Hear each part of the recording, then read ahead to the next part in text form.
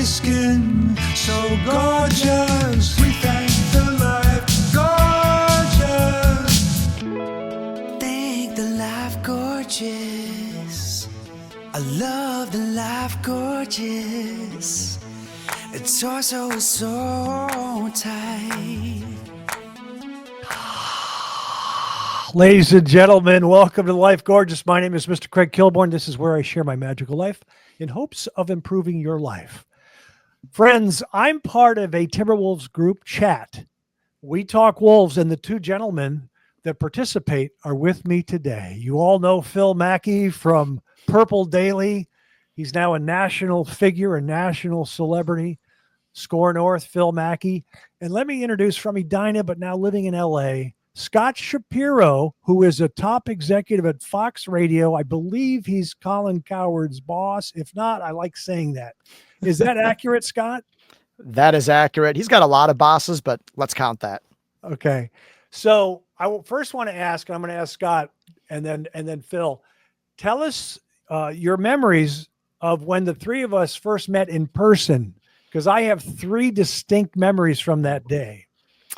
Number one, I was wearing a Ricky Rubio throwback jersey. That was my favorite. That was So the three of us met up. We went to a barbecue place near Phil's house. No, actually, I'm sorry, near Craig's house. Yes, right. Near Phil's house, near Craig's, called Bloodsoes. We had a fantastic meal, and we went to watch a very specific game. It's called the Torian Prince game. Yes. The Wolves trademark logo. Yes. Trademark logo. I believe he hit 7 threes in that game. It was a wonderful Wolves win at New York. Julies Randle went off for the Knicks. I mean, he had one of the best games of his career.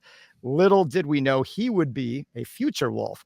But we watched these games on two beat up old laptops of Phil Mackey. Yeah. They didn't have the NBA League Pass at Bloodsoes. They do. They have all the NFL games there, but it was close to my house, and I love the potato salad has mustard in it, which I like, and I like the chicken.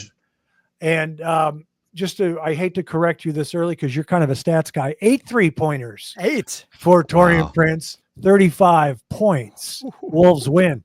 Phil, what is your memory of? And thanks for bringing the two laptops. I mean, I feel like it was glossed over that I had the foresight to bring two laptops to a Wolves watch party in Los Angeles. I mean, who even carries who carries one laptop to a barbecue joint?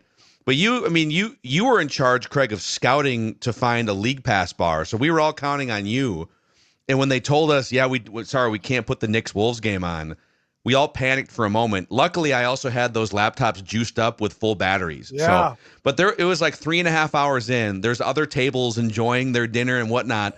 And there's the three of us bozos in a booth just like, Torian Prince, and people looking over. What are they watching? There's like some benign college basketball game on TV in there. Like, what are these guys yelling about? But it was a good time. There's a place called Barney's Beanery, but it was too long of a drive. It's over in West Hollywood. I think they have NBA League Pass. Food's not as good. Okay, last night, Wolves win. After blowing it against an undermanned Milwaukee team. My attitude is, I love having a team from Minnesota in the NBA, so I set the bar kind of low, and I enjoy the wins. But we have had at least 5 or 6 really glorious wins. I know we won on Christmas Day at Dallas. We won at New York this year. We had a couple. The other one the other day that was undermanned. What do you think of this team, and how satisfying is it in the regular season to watch a bench player or bench players contribute? I want to hear Scott's takes. Go ahead, Scott. Perfect. I get Scott's short form takes on the thread. I want to hear the real deal here. So I have a lot of big picture takes on the Timberwolves, and we'll take the broad view in a bit. But first, I want to talk about last night, because at the start of the season, our rotation was very short, and a lot of people criticized Finchie for not playing the young guys. We had no idea what we had in these young guys. Okay. But there was hope. We had a lot of hope. And what the benefit of all these injuries have been is we're seeing these young guys, and frankly, they are overperforming. So this is a great luxury that we now know we have for the future. And we're talking 3 rookies last night put up numbers, and they've been great over the last couple of weeks. So love seeing Shannon get some run now that he's healthy. He ripped it up down in the G League, and he's doing fantastic right now. Dilly being let loose. It is a fantastic sight to see. And listen, he still has a ton to learn. He's undersized. He's figuring it out. But when he gets out there, that's how you learn, by getting out there and playing. And then Jaylen Clark, what a revelation he's been. We've known that he's a rugged defensive player. That doesn't always translate to the NBA. If you don't have an NBA body, if you don't have a shot, the shot will come, but love his instincts. He really is somebody out there who's hustling. He's getting the loose balls. He's creating havoc. He's had a little bit of offense as well, which is great, but love seeing these rookies. And I'll tell you the crazy thing, if we were coming into the season and even looking back at last season, people were excited to see Minot. People were excited to see Leonard Miller, and they have all been passed. But that's a good thing. That means we've replenished the system with 3 rookies who are actually performing. So the future in that regard is bright. I love seeing these guys plugged in and playing well. Okay, I guess that wraps it up. I mean, let's go. Hold on. I got my button bar hot here too. Let's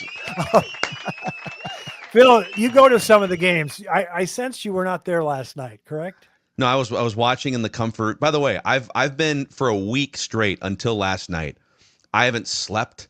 I stay up all night just trying to configure Kevin Durant to Minnesota trades. Like that's where my mind's been at the last week until last night.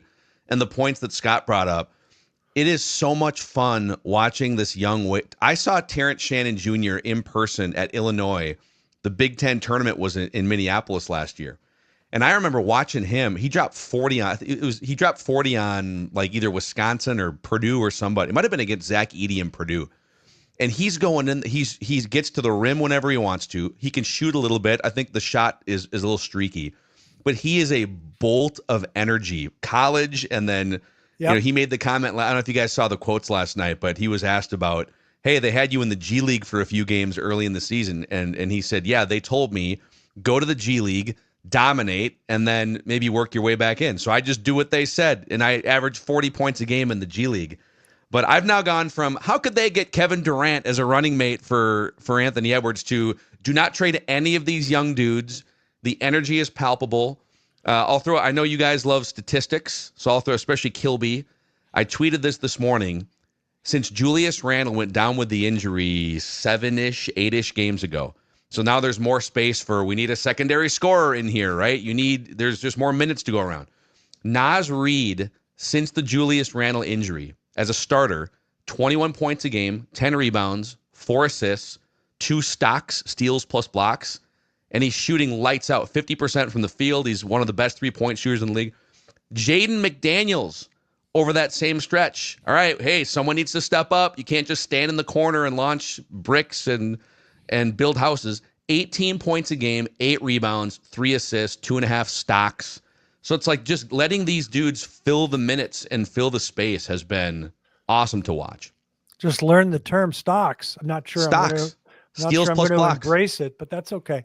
So let me. I'm one of these guys, and love our team, but I sometimes get tired of certain players and frustrated. I get tired with defensive specialists who are learning now how to dribble and shoot. I want offensive talent because you have to counter. But so I don't want to hurt your feelings. I don't care about Minot. I just never really have.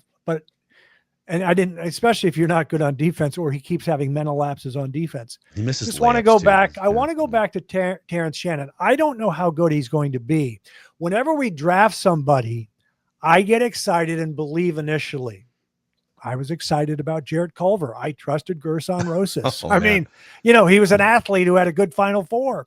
Yeah. And that's where it's rough to figure this out. And I don't know how Terrence is how it's going to pan out, how good he's going to be. When we first got him, I said, Sean Marion. We got a Sean Marion. He's 24. He does always kind of go left. His shot is a low release, but he's a physical specimen. And this may sound weird, but I was so excited about Jaylen Clark the last few weeks. I already have Terrence Shannon. He's more offensively gifted. So I have Terrence Shannon ahead of Jaylen Clark. Scott, what are your thoughts on, because I heard Phil, what are your thoughts on Terrence Shannon? Love his mentality, love all of his tools, love his size. I'll tell you, when he's out there, you feel confident. You feel like he's going to do something. You feel like he's going to take it to the hole. He's going to pull it up. Whatever he has in his bag, he's got a lot of tools. Right. He's got raw talent. He slipped in the draft, for reasons that were off the court that since have been clearly disputed. He's got so much raw talent. I think without all of those potential checkered marks, he could have been a top 10 pick pretty easily. So we're coming into this season with really 2 top 10 talents. Right. And we didn't even have a pick. And now all of a sudden we have 2 top 10.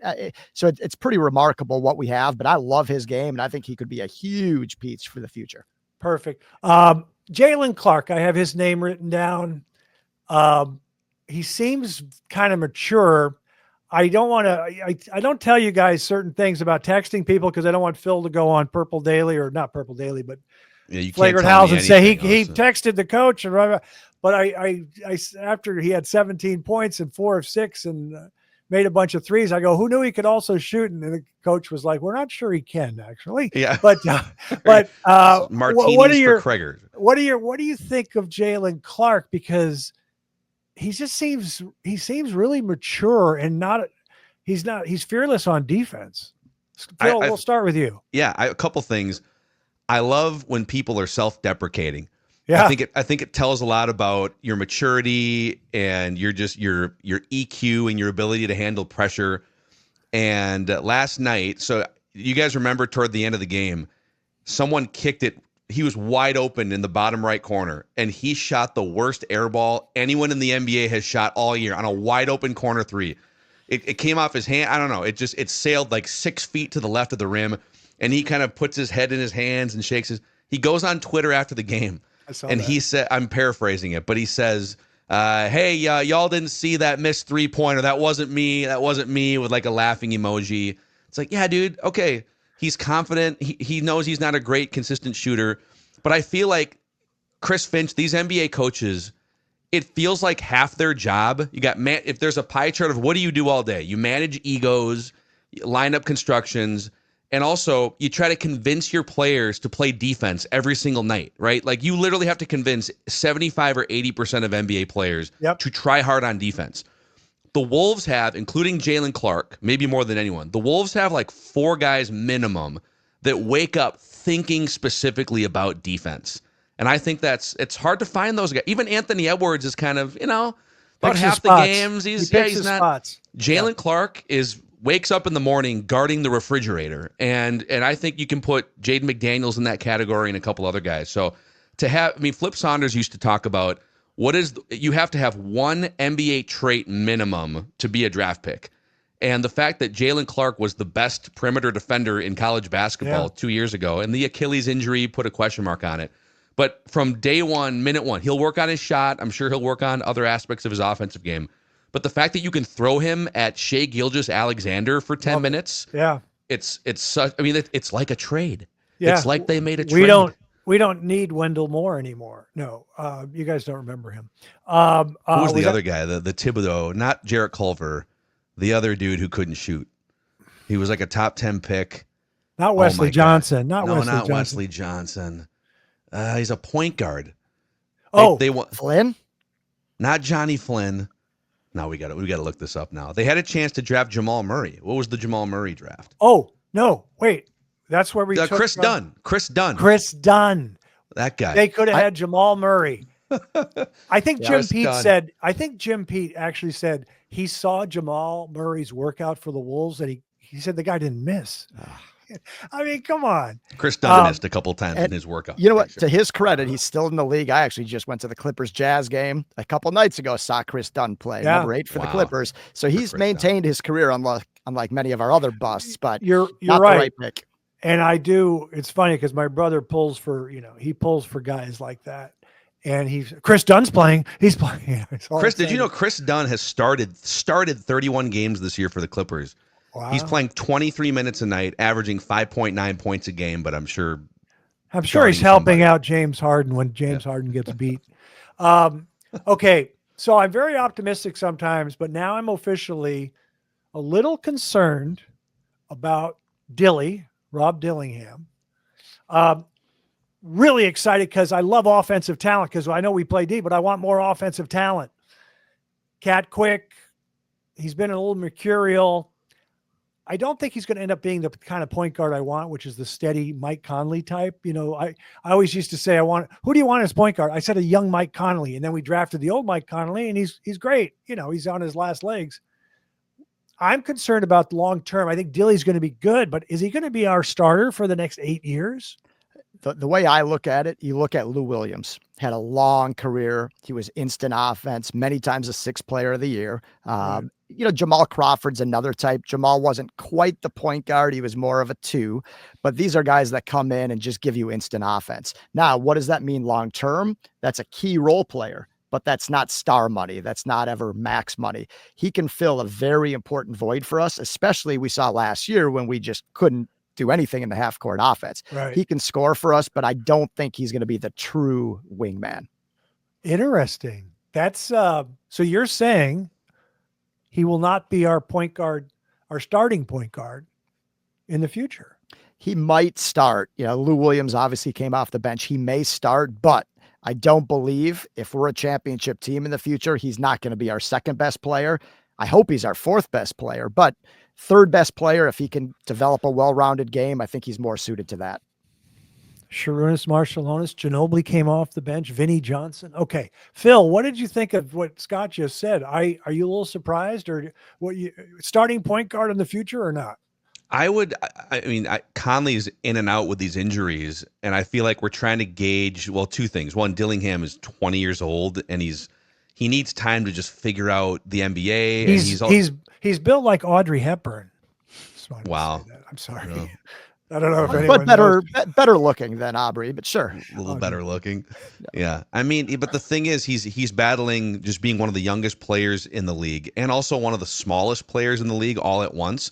And then I don't think the Wolves have done him a ton of favors not giving him a chance to work things out in a transitional season. I'd like to see give him a chance to operate alongside Anthony Edwards and Naz Reid, these offensive players that he can unlock. I feel like oftentimes you see him out there kind of running with like Luka Garza lately, and give him a shot to start and play more with the 2 best offensive players on the team is how I would roll. He's done things that I just go, oh my God, you got to play this guy. The game at Utah when I think he had 19, but he drove in transition and laid it in and did. He's got some offensive skills that are ridiculous. Then of course he misses some shots that drive me up the wall. Okay, one of my favorite questions that I have here for you guys, Phil, we'll start with you. Are you worried that Julies Randle might get healthy and play again? So this is a great first world problem to have here, because you're sitting at I'm going to defend him for a second. People have scapegoated. He's a good player. He's a talented player. There's been a bunch of games that they've won because he was the driving force. But how do you, at this point, let's say he comes back in like 2 weeks.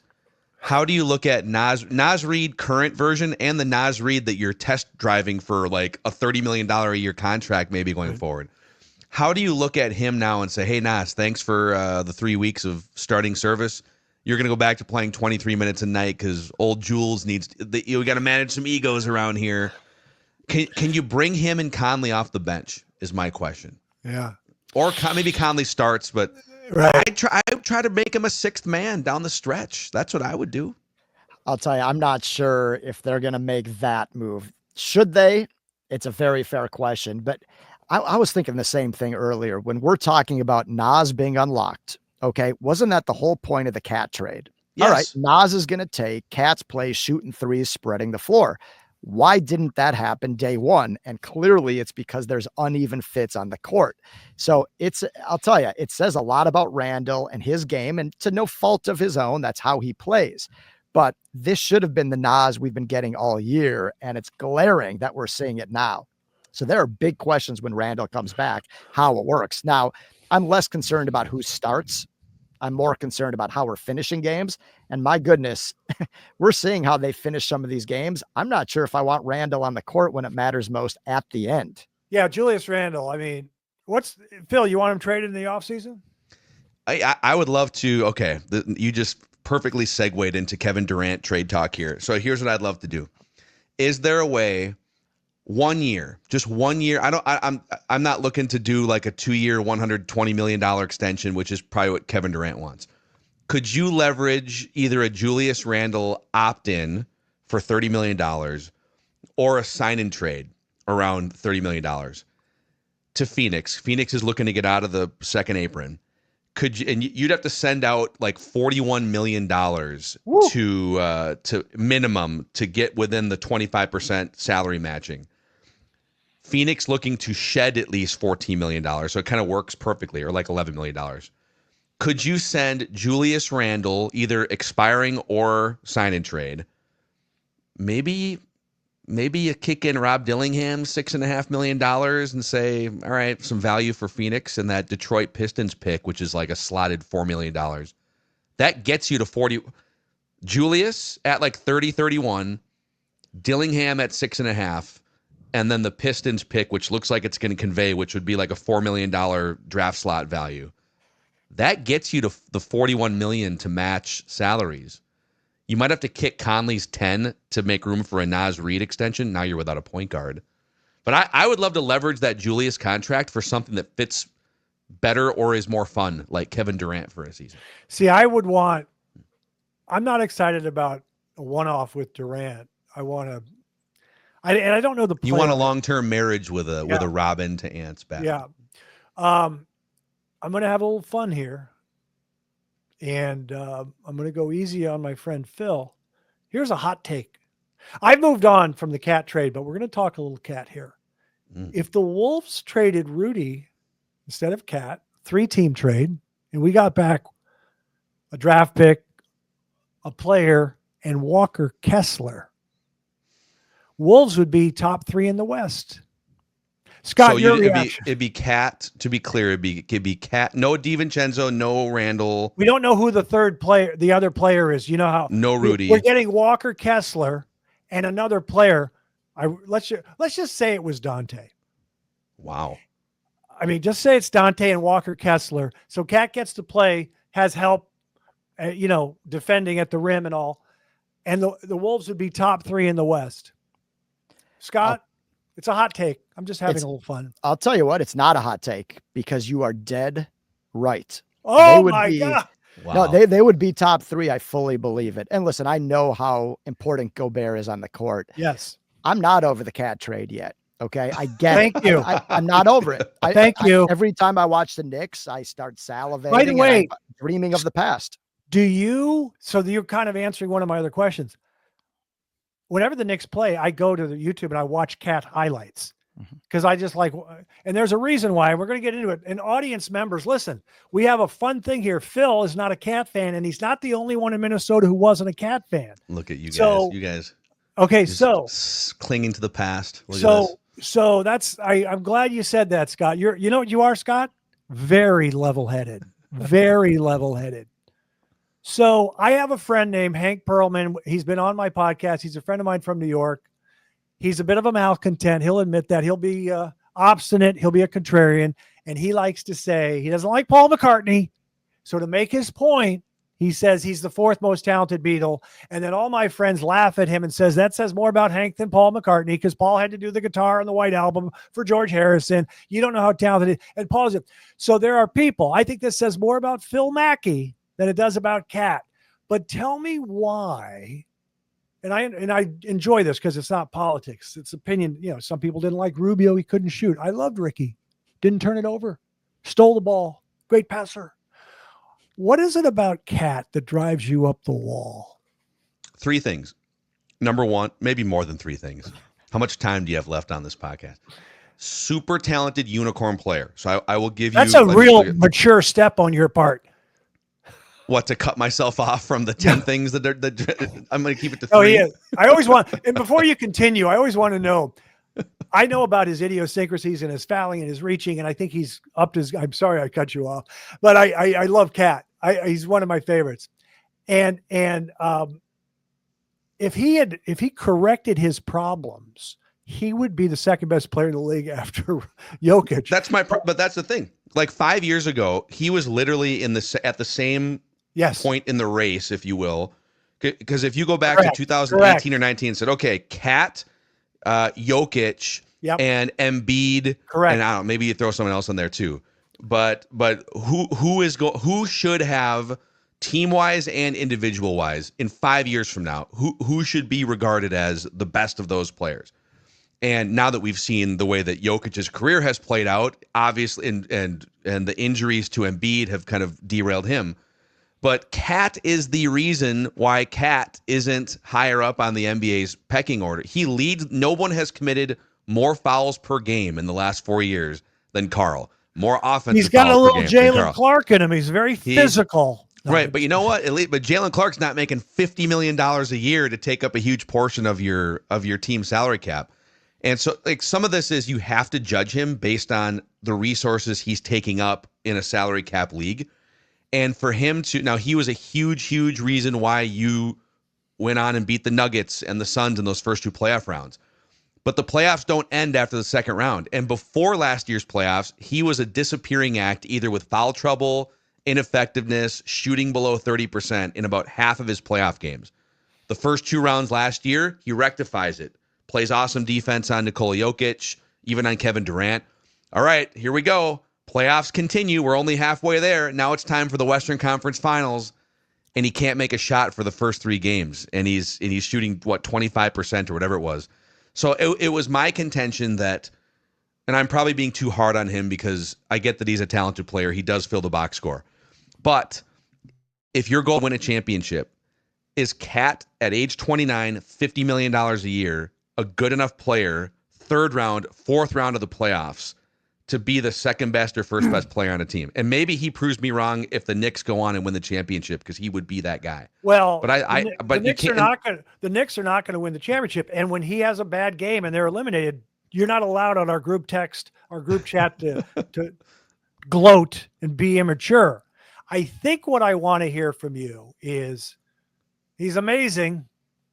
I don't know, but he's got those idiosyncrasies. I mean, let's try something else, as opposed to the tone is a little too harsh. And I want to know, and I'm going to transition into something more fun, which is my issue with Kobe Bryant, because I get in arguments with people. But here, I'll just finish up with this one, because I wanted to ask you, when he's a couple of years, it was last season or the season before, and I'm watching, and we're on the road at San Antonio or something, and he just fills it up and it's effortless. And I go, do they know how consistent Cat is compared to everybody else on the team as far as scoring? It's a make or miss league. The guy doesn't miss. It's effortless. And the other reason I liked him so much, and I've said this before, nobody remembers, KG did not have a low post game like Cat. KG didn't have a jump hook. It was infuriating. I wanted KG. He worked on his offense. He was unbelievable on defense and team defense and rebounding. He didn't have a jump hook. So you can tell that I love Cat because he's so gifted, but I probably overlook his problems. And I like when he's playing poorly, and someone tweeted once, and I agree, they go, the gap between Cat playing well and him playing poorly is the widest in the NBA. When he's bad, he is awful. And my thing is, take his ass out, but put him back in the last 2 minutes, because he'll make a shot because he's that good. Here's the one I'll leave it on. And I'm sorry, Phil, I hope I'm not too hard. I'll give you this. I know Scott wants to jump into, but I will give you this. I've probably been too hard on Cat over the years, but very mature. I also feel like when you are taking up it's the Kirk Cousins discussion. Yeah. Hey man, like, I know that you're not going to turn down that contract, but when you are one of the highest paid players in the league, you can't disappear for the first 3 games of the Western Conference Finals. Yeah. Sorry. I have some necessary follow-ups with our friend Phil here. And first off, how dare you compare Cat and Kirk? I know they came up at the same time, and that was a low blow. But yeah, Kirk is top 15 at his position in the league. Cat is not top 15 at his position. They are very different. I know they make a lot of money, but Phil, how can you, as a Minnesota sports fan, okay, specifically a Minnesota Timberwolves fan, how can you say that a first round and second round wins leave you feeling empty? How are we so greedy to think about the 3rd and the 4th round as Minnesota Timberwolves fans? We have advanced past the first round through 2 times in 35 years, 2 times. We just went to the Western Conference Finals. It was our most successful season in 35 years, and we break up the team. Now, there's a lot of reasons for that. I get it. But what was accomplished last year is a ride that, as Timberwolves fans, we do not get to enjoy. That happens every 20 years for us. Okay. And to say that that's not enough, what he did to shut down Jokic, what he did to sweep your boy Kevin Durant and the Suns, like we take that for granted. We think the grass is greener because of his idiosyncrasies. That guy is a valuable player. That was enough what he did last year. And I know the Maverick series hurt, but we got a little ahead of ourselves last year. Okay, let me make a couple comments. Thank you, Scott. I thought you were a Cat fan. I didn't know you were obsessed with him. Okay. I'm not. No. He's just taking too much slander, and we're All right. seeing it play out in front of our eyes. So here's I have a joke, but my joke is, I think he had a good game 5 or something against Dallas. He shot like 28% the first 3 or 4 games. If he would have shot 35%, we would have won the series. Like he had to just shoot a little bit better. It's like that Bucks game 3 nights ago where the Wolves shot 10 of 44 from. You can dissect an NBA game in 15 different ways. Right. They went 10 of 44 from 3. If they go 11 of 44 from 3, they win that game by a point at the end. So I think what happened, and Cat he was awful in the Dallas series, but the team, I think it was the Minneapolis Miracle type letdown. Oh my God, Stephon Diggs. We won, and we lose at the Philadelphia. We get spanked. They weren't ready. They couldn't. They were down 20 or whatever they were at Denver. They win Game 7 on the road, and they exhaled, and that was the problem. And then Cat, of course, maybe big exhale. Hey, I played well against Jokic. Anyway, I'm going to finish this up with this tweet from our friend Justin Gard. This is right around when the Knicks came to town this year. Kendrick Perkins, Cat has definitely entered into the top 5 early MVP conversation. He's currently 5th. I think he's the 9th highest paid guy in the league. He's 5th in MVP. Justin Gard, proud to have been on the right side of Cat history around here. Some people just don't understand the game. Oh, subtweeting. We're subtweeting one of his former interns. How could he? Okay. Let's go to Kobe Bryant, because this is the kind of stuff where I let it go when I live in LA and I don't talk too much about it because Kobe tragically passed prematurely. But I used to have fun where I'd go out to places, bartenders, and what was that, Musso and Frank, and I get my martini and I say, who's better, LeBron or Kobe? Because it's LeBron. And you guys both agree with that? Yes. On the LeBron versus Kobe. Yeah, LeBron, overall better player. If I'm looking for just a killer offensive performance in a 1-game scenario, there are situations I would take Kobe. But overall career, right. Yeah. And the guy said Kobe, because out here they're addicted to Kobe. And I said, no, it's actually LeBron. And he took my martini away jokingly. Wow. But about a couple of years ago, I had Dave McMenamin on my podcast, and then we met for drinks. And I didn't know, but Dave's from the Philadelphia area, and that's where Kobe played high school ball. Mm-hmm. And he's a Kobe fan. And I never said this out loud because I never really believed it, but I think of the all-time greats, Kobe's my least favorite player. And my criticism is his shot selection, which led to his under 45% career field goal percentage. He's a better outside shooter than LeBron and D Wade, but they shoot 49 and 50%. He shoots 44.7. So I asked Dave, I go, who's better, LeBron or Kobe? He goes, well, LeBron. I said, thank God. Otherwise I'd have to leave. And then he said, who's better, Kobe or Tim Duncan? And I said, I said Tim Duncan immediately, because they did in 2010, they did the player of the decade. My dad and I are, it's Tim Duncan. It's not Kobe. And ESPN has Duncan ranked ahead of Kobe. But recently, Barkley said that Kobe was better than LeBron, and he gave a reason, and I love the reason he gave, because I used to argue this. He says Kobe plays angry. And my argument was, people are seduced by Kobe's competitiveness. He'll miss a game winner. If LeBron misses a game winner, he walks off stoically. If Kobe misses, he walks off angry, and everyone's like, look at him. Look at the Mamba. He's mad. He's competitive. Yeah. So, and I want to say, Charles, does Steph Curry play mad? Does Kareem Jabbar and Magic Johnson play mad? It's ridiculous. So you guys, have you run into people who are Kobe fanatics where they think he's better than LeBron? I'll say this, and then we'll get Phil's take. to me, it's almost embarrassing in LA how much people overvalue Kobe. Now, I understand after his death, there's going to be that, but this happened long before 2020, his death, long before. It actually happened at the tail end of his career as he was embarrassingly filling up their salary cap and not winning.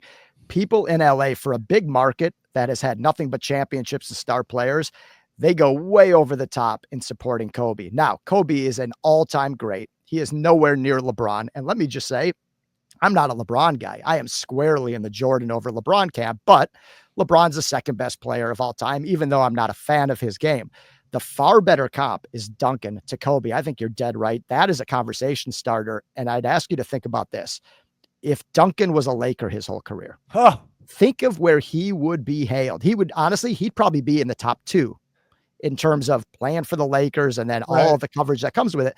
If Kobe was a Spur, if they flip places, how would they be ranked? I guarantee you Duncan would be listed way ahead of Kobe. The other thing is in LA, when you ask who's the greatest Laker, everyone says Kobe. Jimmy Kimmel, my buddy, he says Magic, and it is Magic. I mean, I now have Kareem Abdul-Jabbar as the greatest center of all time. I was really fascinated with Wilt Chamberlain. I know Bill Russell won, but Chamberlain was so dominant. But I think Kareem's the greatest center. But I have Magic as the greatest Laker. But Phil, I don't know if you know, they're obsessed with Kobe out here. Well, so Scott just stumbled into, or maybe strategically drove us into, an amazing thought experiment. Tim Duncan is the most anti-Laker great player of all time. I mean, Kareem Abdul-Jabbar, and I was born in the 80s, so I don't have like great recollection of his career. He was very much reserved, kind of quiet, stoic superstar. But it feels like the Lakers have always found the flashy, the Shaquille O'Neal, Kobe, Magic was flashy.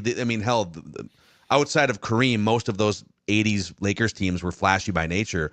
And even now it's like they go get Luka, flashy. LeBron has some flash to his game. But imagining Tim Duncan as just a fundamental stoic Laker for 15 years is a really fun what-if scenario. There was a top executive. I'm trying to protect their names. I like to protect people because they. What does it rhyme with? Yeah. But this was during the Spurs eliminated that three-peat team of Kobe and Shaq, one of my least favorite teams of all time. And I was at some function, and this executive said, Duncan, when he was at he went to Wake Forest, correct? Mm-hmm. Wake Forest. Yes. When he was at Wake Forest, he used to sit in the front row and ask questions. He's a nerd. They were making fun of Tim Duncan for being a good student. Yeah, my kind of guy. I mean, he was one of my favorites. Hey, on the Kobe thing real quick, as you were describing kind of the differences between LeBron and MJ and Kobe. So Kobe is when I don't have this, like we'd have to go look at the statistics, but Kobe and Allen Iverson too, two of the least efficient offensive star great players of all time. And I did pull up just to verify this. MJ and LeBron are both 50% career field goal guys. Like they played a lot on the perimeter, but they could get to the rim. They're 50%. Can I just say, I've looked this up. You said Jordan, right? Yep. Jordan is 49.7, which is 50. 49. 49.97. 49.7. Yeah. Yeah. I think is it 49.7, right? Yep. Larry Bird is 49.6. I just wanted you to know that. Yeah. So efficient scores. And Kobe in his career and the last 2 years were like below 40%, but he was a 44.5% field goal guy.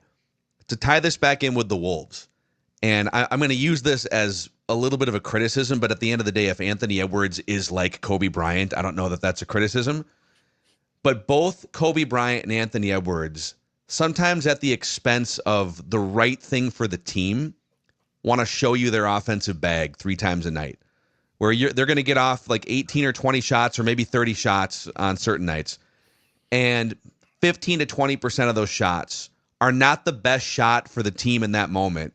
It's the shot that they just feel like taking because they can, because they're the most talented player on the court. Yeah, and that's what bothered me. Kobe was Does it bother you about Ant? Yeah, I'm going to talk about Ant, but I'm glad you brought that up because he's got to improve his shot selection. Like even last night, knock it off. Someone's got to talk to him because it's way too undisciplined. But there was an NBA player. I can say who it is. I can name drop because I met him and we were chatting hoop. It was Larry Bird. And I said, I just can't handle Kobe's shot selection. He goes, he's a volume shooter. Well, I don't like volume shooters. I didn't like Allen Iverson. Dillingham is a volume shooter too. The thing about Dilly is his field goal percentage at Kentucky was above 47%, and he was above 47% with the Wolves for a while until the last few games. I haven't looked up what he is, but it looks like he might be. He looks to me like a streak shooter. I remember he floats on his jump shot, and in preseason, Finchie's like, well, he has a major drift on his jump shot. I call it floating. He calls it a major drift. But wait, you said something about Kobe. Oh, the Laker fans that are realistic know he's great, but they say, well, he's a flawed character, blah, blah, blah. But he set a record for most missed field goals in NBA history. And it was at Memphis. He was double teamed and he forced a fadeaway jump shot. And my Laker friends go, "Do you see the shot? Do you see the shot he set the record on? Typical Kobe." I can't stand that. And you know that Phil Jackson talked about this in one of his books. He sat Kobe down and said, "What are you thinking right here? Look, you're double teamed. Pow is open." He goes, "That's what gets me excited. That's what gets my juices going to beat two guys, to beat three guys." Yeah. And it's that's what drives me up the wall, that aggression. Anyways. Ant has that gene. Ant has both, by the way, both Kobe and Ant, terrible in the last 20, 30 seconds of a game in which you're trying to tie or take the lead, historically. What are we going to do about that? I know. Pass to somebody who's passed to Naz Reid on the wing, I guess. Yes. Or just try, instead of taking these, and get to the rim. Ant is a great step back 3-point shooter, but go get to the free throw line, man. Go get fouled. Well, he's like, recently he's been trying to shoot out of his 3-point slump, and it just, oh my God. It's just, you know what it reminds me of?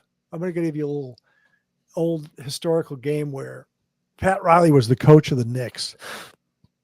And they were playing the Rockets in the finals, and they were in Houston, and Starks was ice cold and he kept shooting. And I said to myself, when you're ice cold, you drive, get fouled, get your rhythm at the free throw line. Mm-hmm. And my Knicks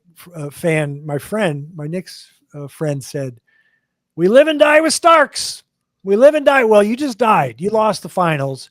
Yeah. And I eventually said, you know what?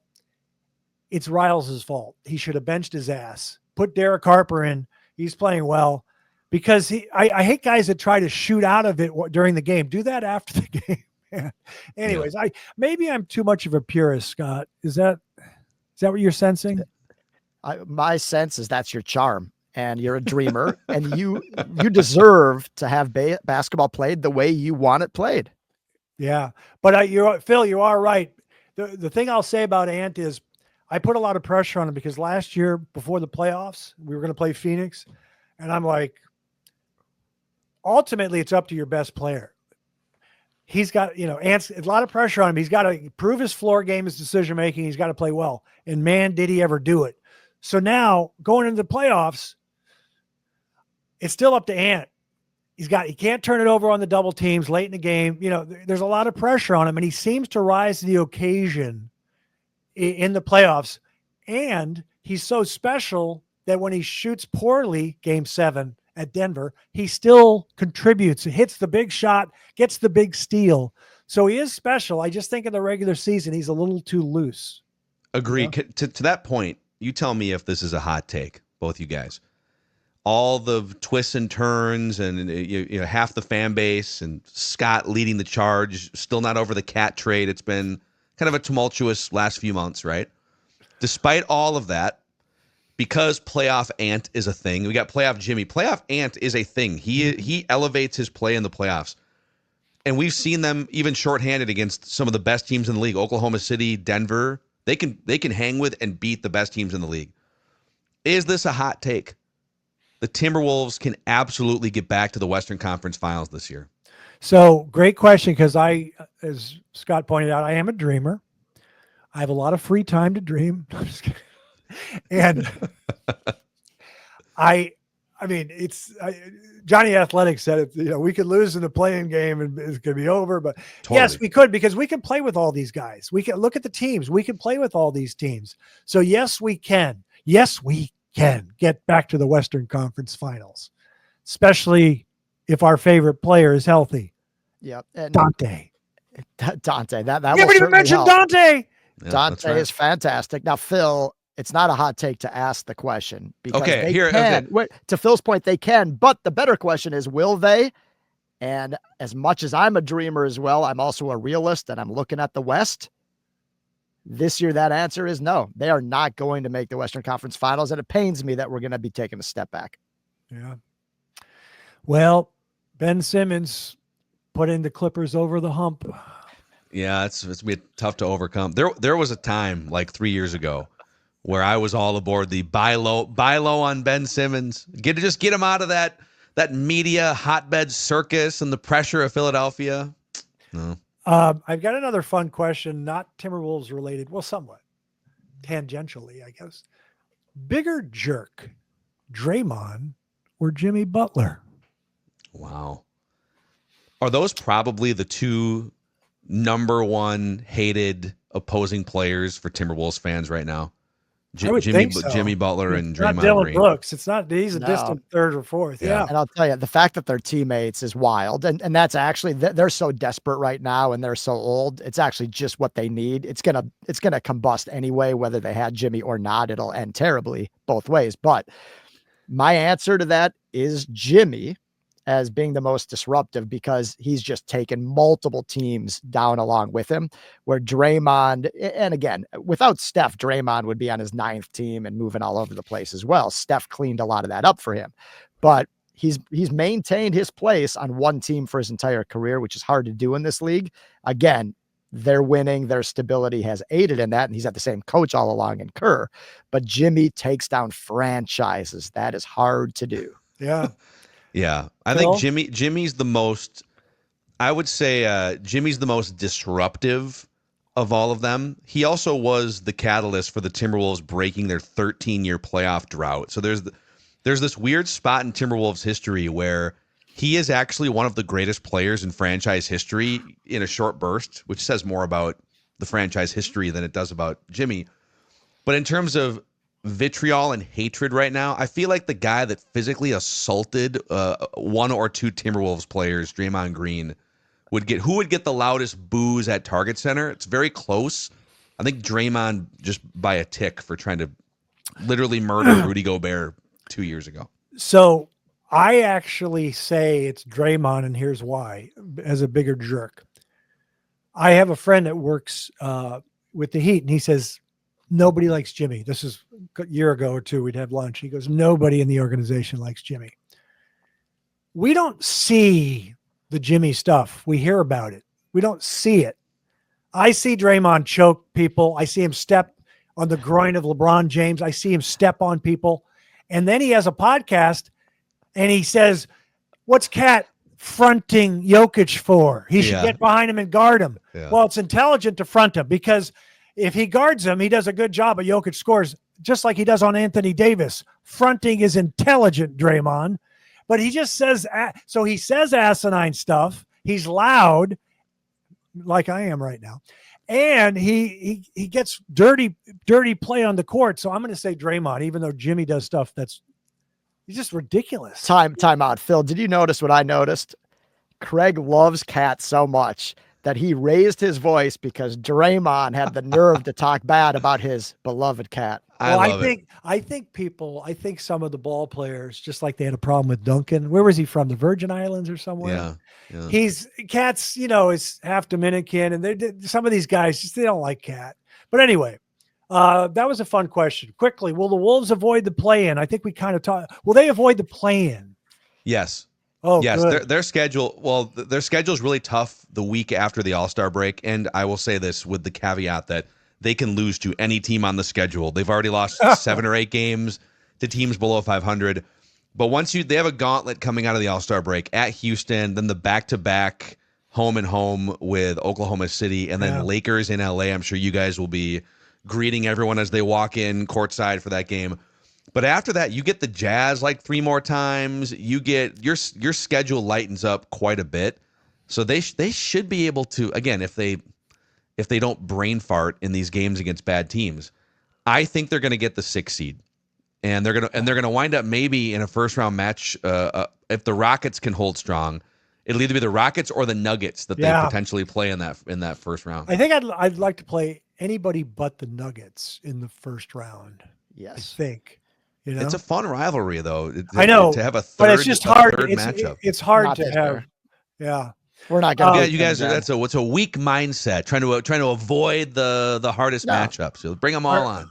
Are you guys, I'm having fun with more questions here. Also, just to let you know, Phil, I've asked Scott as a first-time guest. He will later give us his top 5 movies of all time. Oh, let's go. Are you guys a little tired of Rudy? Are you ready to move on? Or I know the thing he does, he shifts the whole defense for us. But when they made the trade, I was like, couldn't we have gotten a Clint Capella type, like somebody who's not quite as good on defense? But what do you think of Rudy for the future? Phil?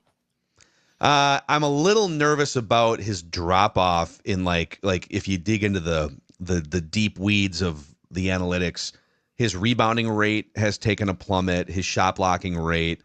It feels like they maybe miscalculated his age curve a little with the extension. He'll make less money starting next year, so he's not taking up a supermax burden on your franchise. But I think Tim Connolly in the front office thought that he was going to not see as big of a decline in some of the areas that make him an elite defender.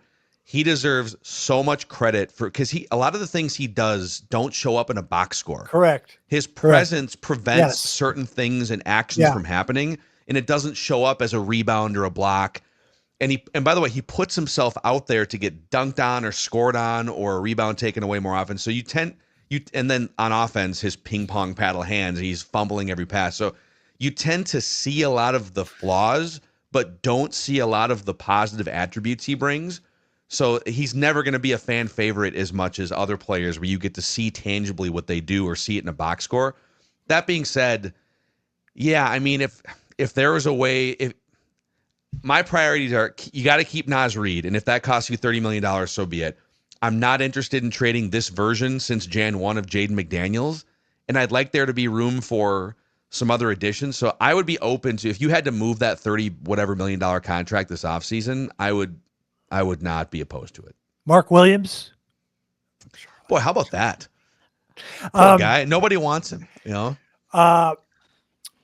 What about you, Scott? What are your thoughts on Rudy for the future?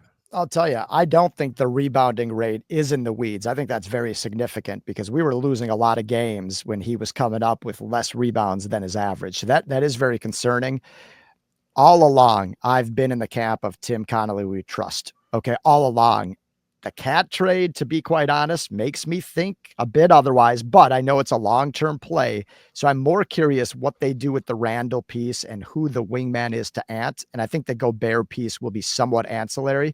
I want to know how they're going to construct this roster, who's going to be Ant's true wingman, right? And see how that impacts Gobert.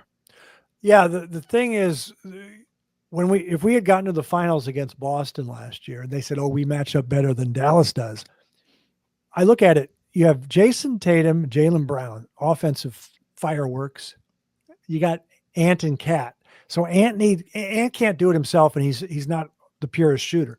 So you need another scorer. And I've always said this, everyone in Minnesota loves Naz Reid. I like Naz Reid. I think he's inconsistent, but I just love that he's playing this well. But if he disappears in a playoff, you know, it won't surprise me sometimes, you know, but I do like him. And I also say he's popular because if his name was Joe Reed, he wouldn't be as popular as he is. People love the word Nas. Rudy's rebounding. 2 years ago when we lost Game 5 at Denver, Aaron Gordon couldn't guard Cat. Rudy missed 2 key rebounds. He missed 2 key rebounds. on the defensive end, and Jokic got it and scored. And I was like, we can play with these guys. And then the next year we eliminated them. Can I just tell you a quick ownership thing here? I just want to tell you. Yeah, we haven't even talked ownership yet. Well, crazy. I was going to text you guys something, but again, I could say this is off the record and stuff, but it was on your show, Phil, with Doogie Wolfson. And two of my best friends are Ethan Casson and Ryan Tankey. And sometimes new ownership will move on from these guys. We don't know what's going to happen, but they are the greatest guys. And I'll tell you, do you guys know Ethan at all or not? I know Ryan really well. I know Ethan a little bit. Yeah. Okay. Mm-hmm. So they have a great sense of humor. We do jokes about, we have a group text as well, a group chat. And what are you wearing to the game, Kilby? Your complexion looks great. So last year, I bring my brother to the playoffs. We're in the Lexus Club having a dinner before we go out there. People are coming and saying hi. David FEMA's son, Elijah, came by. They have the FEMA restaurant, Mason Margot, meets my brother, looks at me and says, he's slightly better looking, which was very funny. Then about 20 feet away, here comes Ethan Casson to meet my brother. And Ethan starts singing, blonde hair, blue eyes, nice skin. So good. He's singing the theme song. And my brother's like, what's going on? Because my brother actually sings it. But he is a great personality. And I hope they stick around, but I don't know if they will, but they're very successful guys, great guys. So, and you listen, what my opinion, of course, is what A-Rod and Mark Laurie have done, given us juice, made the things happen, hired Tim Conley, made the Rudy trade. So I always viewed Glenn as in over his head. But he kept the team in Minnesota, but he's in over his head. Yeah, I know you have strong feelings, Phil. I know that. I'm not gonna. I think you had a long tweet about all the mistakes. Glenn Taylor is just objectively, factually one of the worst owners in NBA history. If there's like a Donald Sterling tier, right, where you're a creep and a racist and all those things, that's a different level. Just win, baby. In terms of just on the court or even front office, just futility, it's hard. It's really hard to match the 30 years of Glenn Taylor with all the different, and even like symbolically to botch the transition of your ownership. He could have done this. He could have done this if he earlier and not. He could have had a succession plan. So if you look at 30 years, it's the fourth worst winning percentage in the NBA over that stretch. It's the third fewest playoff wins. It's all these embarrassments in the middle of KG's prime. To pay a role player, Joe Smith, under the table, get suspended and lose 3 first-round picks. There's all these things. Now, to your point about Ethan, for instance, who's been the CEO now since I think 2016, when Glenn puts good people in places, Flip Saunders, Ethan, even in 2016, there are Tibbs. These little. He hired Tibbs. Somebody hired Tibbs. And stability is probably not the word I would use for the Thibodeau era, but hiring Tibbs was the correct move. Giving him too much power and then not being able to manage it as the owner was, to me, the big mistake there, and then having it blow up in your face.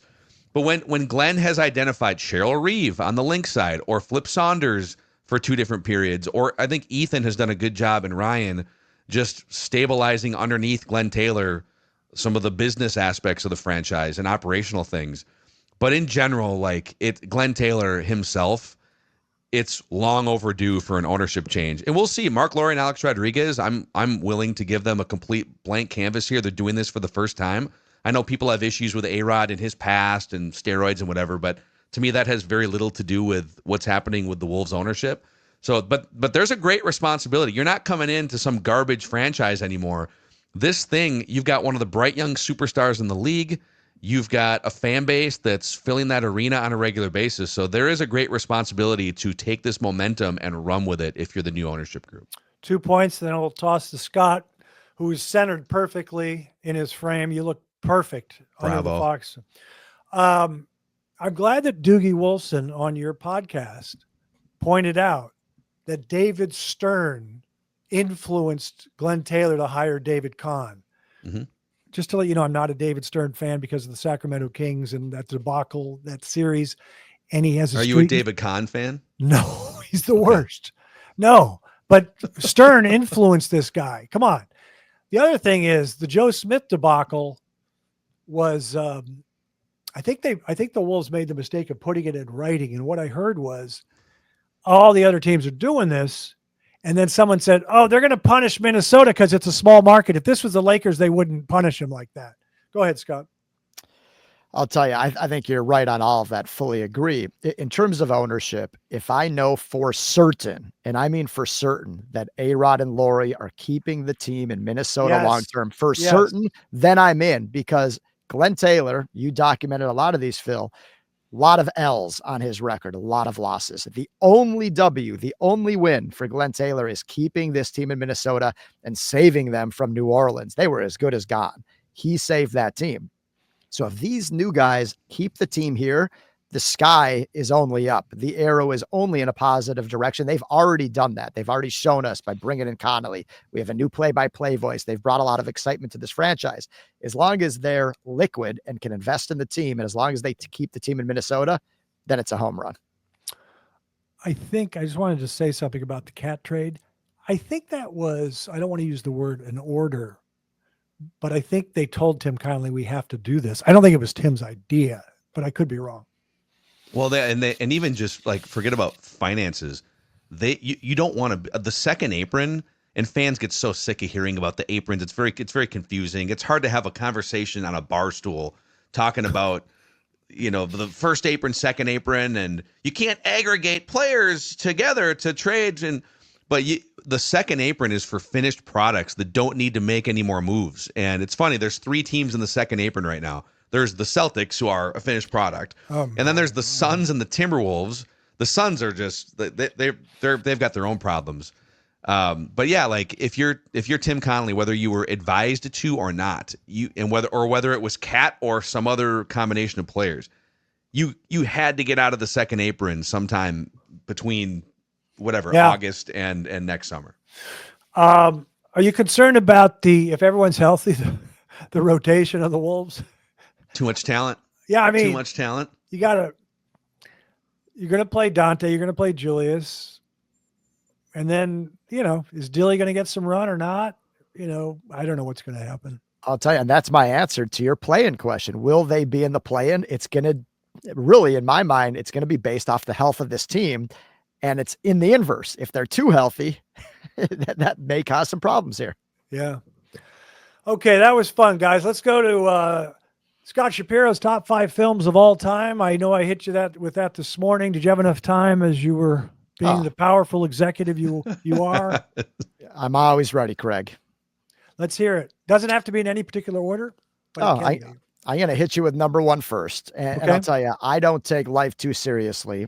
So my genre of movies that I cling to, I'm a comedy guy. Okay. All right. I love comedies, and my top 5, they're all going to fall into the comedy bucket. Number 1, and my God, as a kid, I love this movie, and I still do today, Coming to America. Okay. Yeah. Number 1. Number 2, and it's still on TV all the time, my favorite sports movie of all time and favorite, comedy. It's Major League. Absolutely love Major League. It's a gift that keeps on giving. Still a highly quotable movie. I love it. Number 3 on the list combines comedy and baseball in addition to Major League, and it's Bull. Nope. Naked Gun. Oh, yeah. That is from left field. That is from outside the stadium, but I just love Leslie Nielsen, love Naked Gun. There was just something about that movie. And again, I still fancy myself as being young. Craig loves to talk about young people. I consider myself a young person, but that movie came out when I was very young. So the impact that it has on you when you're young is truly profound. Yeah. Number 4, this would not be, if you had 100 movies to guess in terms of what would qualify into my top 5, this wouldn't even be in the top 100, but I love it. Love me some Dougie Doug. Cool Runnings. Yes. I love that movie. So again, you might have 1,000 guests, okay, on The Life Gorgeous, and I don't think Cool Runnings will ever come up other than at this moment right now. The comedies, my friend Hank in New York, but he's older. Bad News Bears. He liked Bad News Bears. But yeah, that's good. Phil, were you writing anything down there? Or just... I'm writing down the movies Okay. so that I don't forget to come back. By the way, John, we could do a John Candy movie ranking here too. That would be a blast. You bet we can. Underrated John Candy movie. So I haven't given number 5 yet, but do you have a comment on the top 4? Okay. Yeah, we're. I want to hear the 5th one. No, they're good. They're all comedies. It's great. Well, the great thing too is the audience listening to this, they're going to be writing these down just like Phil to say, oh my God, I've either never seen that or it's been 35 years since I've seen it. So I'm giving just free entertainment advice to a lot of listeners right now, which is fantastic. But to close it up at number 5, so many directions to go in here. You could go Adam Sandler and throw in Billy Madison or Happy Gilmore. You can throw in Will Ferrell and do, old school, Wedding Crashers, Anchorman. You could throw in Ace Ventura, Something About Mary. But the tiebreaker goes to the man in the middle, Craig Kilborn. We are going with old school. Wow. Number 5. Thank you. Amazing. That's good talk. Wow. Just the brilliant seasoning on that movie to take it from forgettable to a classic. I want to say the 2 comedies that I've liked over the years, you did not mention. They're not you're kind of in a genre there of, some of them are the lowbrow or sophomoric or whatever they're called. But thank you. I mean, some of them are. I like Tootsie. That came out in 83. And I love Sideways, the movie. You ever seen those? Well, you love wine. I've not seen either one of those movies. Oh, those are great. I've got some homework to do this week. Okay, so here's something for Phil. Phil, because I wrote down 5. This is my top 5 movies. It's fluid. I can change it. I didn't put much time into it. These are films that are not the greatest films of all time, but they're the ones I like to rewatch over and over again. So most of my films, they're Hitchcock movies. They're over an 8 rating on IMDb. These are in the 7s. I'm going to name them. Tell me if you've seen them and tell me which ones you like to watch over and over again where you don't think you're spoiling it. Because I'm not going to watch The Graduate over and over again. It's very special to me. Yeah. The Fugitive. Oh yes, great movie. Oh, they switched the samples.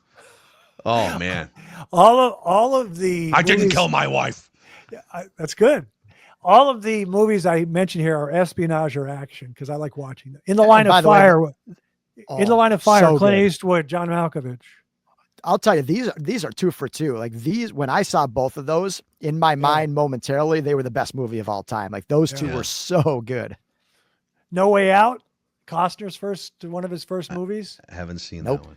This one you might not, maybe you haven't seen. The Girl with the Dragon Tattoo. Yeah. Good movie. Yep. I read the book as well. This one you did. I heard the book was great. Yeah. It was. 3 Days of the Condor, 70s with Robert Redford. Everyone loves it, but you guys probably haven't seen it. Mm-mm. You lost me. Okay. And I'll finish with this. This is 6, but just the Jason Bourne series. I watch it over and over again. Do you like the one with Jeremy Renner taking his place? It's okay. Yeah. But those I are just great. love go ahead. Yeah, I just want to give one honorable mention, very similar to the movies you just rattled off, but Weekend at Bernie's, just another classic. Yes. Have you ever here's one I didn't put in. I almost put in this morning. Taken. Oh, Taken. I have a particular set of skills that would whatever. Liam Neeson, right? Exactly. Oh, it's great. There's Taken 2 and Taken 3, and the ratings just drop down. But I've watched all 3, and they're actually not bad. Yeah, it's like you can only have the kidnapping happen so many times before it's like, well, now it's just irresponsible parenting. What are we doing here? That was fun, guys. That was fun. I'll see you in the playoffs. Maybe I'll see Scott at the Laker Wolves game soon. Thank you for joining the Life Gorgeous. No, thank you, Craigers. That's our show. We'll see you next time. And remember, young people, I'm proud of you.